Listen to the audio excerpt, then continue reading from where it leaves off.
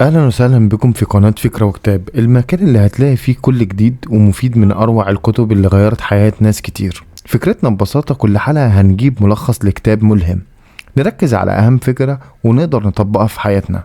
خلي حياتك مليانة افكار وقرارات جديدة، وابدأ معانا من النهاردة. كتابنا النهاردة هو كتاب لا بطعم الفلامنكو للدكتور محمد طه، واحد من الكتب اللي بيجمع بين اسلوب سهل ورسالة تحفيزية عميقة. الكتاب فكرته بتدور حوالين انك تتعلم تقول لا لكل حاجة مش ماشية مع قيمك الداخلية او صحتك النفسية. الفلامنكو رقصة اسبانية مليانة احساس وقوة، زي بالظبط فكرة انك تقول لا بثقة واحترام من غير خوف ولا تردد.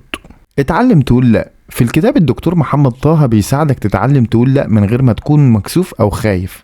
كتير مننا بيحس بالضغط من المجتمع او العيلة انهم لازم يوافقوا على كل حاجة عشان محدش يزعل حتى لو مش قادرين على تنفيذها. 2. الاختيار الحر. الفكرة هنا بتعتمد على انك تتحرر وتاخد قراراتك بناء على رغباتك واحتياجاتك، مش بناء على رغبات الناس اللي حواليك. الفلامنكو كرمز. الكتاب بيستخدم الفلامنكو كرمز جميل لرسالة كبيرة، التعبير عن نفسك بصدق وقوة. الفلامنكو مش بس رقصة، لكن طريقة انك تظهر مشاعرك وتعبيرك عن نفسك مهما كانت الظروف. الدكتور طه بيقولك انك لو عايز تقول لا او تعبر عن مشاعرك بصدق لازم تكون زي الفلامنكو، تعبر بكل قوتك من غير خوف من رد فعل الناس. لازم تكون متصالح مع نفسك وتعبر عن كل اللي جواك. بمعنى ان الكتاب بيساعد القارئ على التحرر من الضغوط المجتمعية والعائلية اللي بتخليه يحس بالإجبار على الموافقة. دايما بيركز على ضرورة احترام الشخص لرغباته واحتياجاته والتعلم من التجارب السابقة، تعزيز فكرة احترام حدود الذات والابتعاد عن العلاقات اللي بتأثر سلبا على الصحة النفسية. الكتاب بيستخدم الفلامنكو كرمز للقدرة على التعبير عن النفس بصدق وقوة دون خوف من الآخرين. الكتاب في البداية بيتكلم عن أهمية إنك تقول لأ في حياتك. الدكتور محمد طه بيقول إننا كتير بنوافق على حاجات مش مريحة بس علشان خايفين نغضب الناس أو بنحس بالحرج إننا نرفض. سواء كان الموضوع ده مهم بالنسبة لنا أو لغيرنا، بنسلم لأننا مش عايزين نقول لأ. الحقيقة ان ده بيعمل ضغط كبير على الشخص وبيخليه في موقف صعب. الكتاب بيشرح ان الناس غالبا بتوافق على حاجات لانهم خايفين من رد فعل الاخرين او علشان يكونوا محبوبين في عيون الناس، انه مع الوقت الناس بتحس ان مش قادرة توازن بين رغباتها ومتطلبات الاخرين. بنخاف نرفض عشان مش عايزين نزعل حد. لازم نقول لا لو كان الموافقة دي ضد مصلحتك او ضد قيمك. لو حاجة هتخلي حياتك اصعب او هتضيع وقتك او طاقتك مفيش مشكلة انك تقول لا بكل بساطة. دكتور طه بيركز على اننا لازم نتعلم نقول لا للحفاظ على سلامتنا النفسية. لما نتعلم نرفض بحسب ده مش معناه اننا مش محترمين، بالعكس بيدينا مساحة للتفكير في مصلحتنا وبنحافظ على راحة بالنا بدل ما نضيعها في حاجات بتستهلكنا عاطفيا وعقليا. وبكده شرحنا أهمية كلمة لا في حياتنا.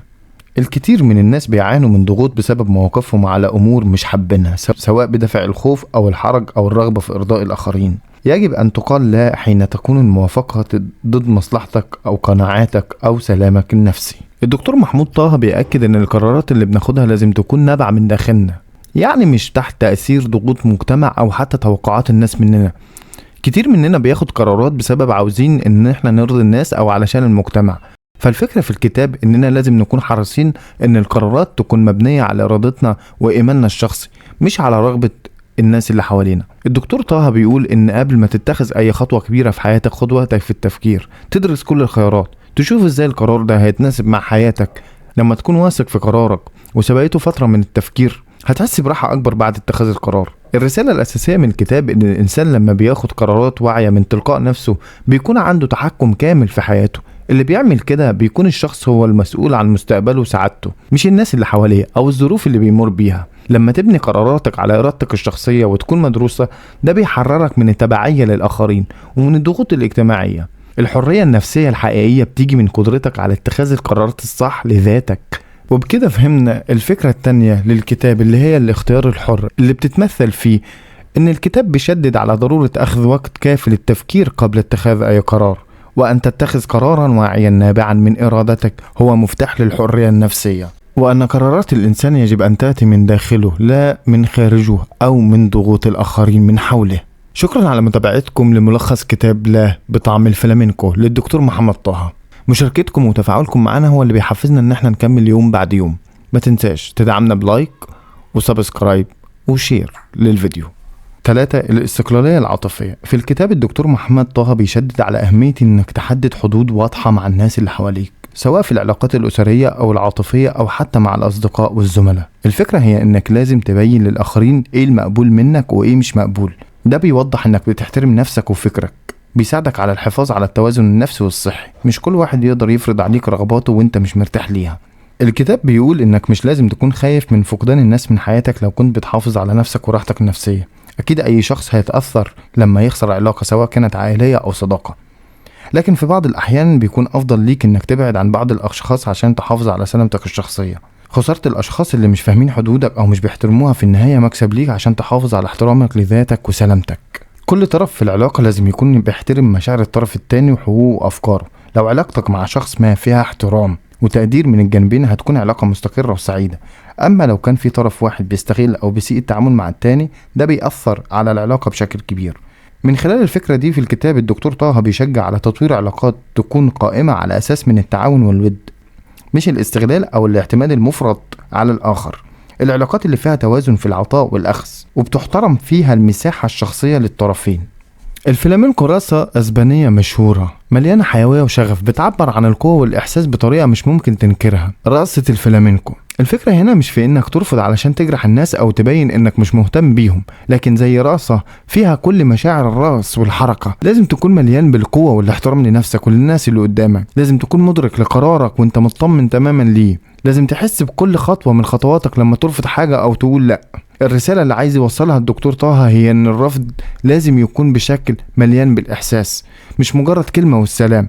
طريقة التقديم نفسها هي اللي بتخليها قوية. كل حركة بتكون مليانة بالتركيز. الطريقة اللي بترفض بيها بتحدد الناس ازاي هتقبلوا رفضك. لما ترفض بلباقة بروح فلامينكو زي ما بيقول، ده بيخلي الشخص اللي قدامك بيحترمك اكتر ويفهم انك مش ضدهم، لكن بس بتحترم نفسك وتحترم احتياجاتك. لو الرفض كان رقيق ومحسوب مش هتحس بتأنيب الضمير بعده، بل هتحس بالراحة النفسية. بمعنى ان الحرية النفسية الحقيقية بتيجي من قدرتك على اتخاذ القرارات الصح لذاتك مع احترام نفسك وطموحاتك. كلمة لا هي موقف حياة، مش مجرد رفض لطلب او اقتراح. ده بيكون قرار نابع من جواك، من قناعاتك، من حبك لذاتك. لو قدرت تحدد وتفهم ازاي هتقول كلمة لا او امتى، ده هيساعدك تعيش حياة اكتر صدق مع نفسك. دي مش بس كلمة بتقولها علشان توقف حاجة مش عاجباك، لكن تعبير عن حريتك الداخلية وقوتك في اتخاذ قراراتك. انك لازم تكون شجاع وانت بتقول الكلمة دي، بتكون صريح مع نفسك ومع الناس. اوقات كتير بنوافق على حاجات مش عايزينها لاننا مش عايزين نزعل حد. لا، هي نوع من انواع حب الذات. لو كنت بتحب نفسك بشكل كافي هتعرف انك لازم تحافظ عليها، انك ترفض كل حاجة ممكن تضرك او تستنزف طاقتك النفسية. الفكرة انك مش بتقول لا علشان تكون متحكم او عنيف، ولكن لانك بتعتني بصحتك النفسية وتراعي احتياجاتك الشخصية. انت لو محاط بالاشياء اللي بتسبب لك ازعاج او ضغط مش هتقدر تكمل حياتك بسلام داخلي. في الكتاب بيأكد ان ازاي كلمة لا هي طريقة لحماية نفسك من الضغوط المتزايدة، مش مجرد تصرف سلبي. بيعكس مدى احترامك لذاتك وقدرتك على انك تحافظ على حياتك الشخصية والنفسية. علشان تحافظ على سلامتك النفسية لازم تكون حريص على اتخاذ القرارات اللي فيها راحة ليك، حتى لو ده هيأثر على العلاقة مع الآخرين. كلمة لا مش مجرد كلمة، موقف حياة. في الكتاب الدكتور محمد طه بيشرح فكرة التوازن بين نعم ولا. بيقول ان الحياة مش كلها نعم او كلها لا، يعني مش المفروض ترفض كل حاجة عشان تعبر عن قوة شخصيتك، وفي نفس الوقت مش لازم تقول نعم على طول. مش كل موقف بتطلب منك انك تقول لا في كل وقت. الكتاب بيركز في ان بعض المواقف بتحتاج انك تكون مرن وتقول نعم زي ما بتقول لا. الدكتور طه بيعلمنا ان الحياة مش ابيض او اسود، ولا الرفض العشوائي هو الحل السليم. في مواقف بتستحق التوافق والموافقة عليها، زي لو كنت عايز تبني علاقات صحية او تشارك في شيء بيدعمك او يساعدك في اهدافك الشخصية. لو في حاجة هيكون لها فايدة حقيقية ليك او هتساعدك في التقدم، ممكن في اللحظة دي تقرر تقول نعم بكل راحة لما تكون مقتنع بيها. الرسالة هنا هي انك لازم توازن بين نعم ولا بالطريقة اللي بتتناسب مع شخصيتك. مش كل حاجة مناسبة ليك ولا كل موقف بيناسب رفضك. احيانا بيكون كلمة نعم هي الطريق الصح لتحقيق مصلحة شخصية او حقيقية. الفكرة في الكتاب انك تقول نعم في الوقت المناسب، في الفرص المناسبة، لانك هتبني حياتك على قرارات تكون عن قناعة وحاجة حقيقية ليك. في النهاية الدكتور طه بيشجعنا ان احنا نكون واعيين لقراراتنا علشان نحافظ على التوازن العقلي والنفسي في حياتنا. الفكرة ان الكتاب لا يدعو الى الرفض العشوائي. هناك مواقف تحتاج الى نعم بنفس مقدار اهمية لا، ويجب الموازنة بين الموافقة والرفض بما يناسب شخصيتك. أصدقائي الأعزاء، ده كان تلخيص لكتاب لا بطعم الفلامنكو للدكتور محمد طه. نتمنى ان احنا نكون عند حسن ظنكم دايما. دعمكم لينا هو اللي بيساعدنا ان احنا نستمر كل يوم.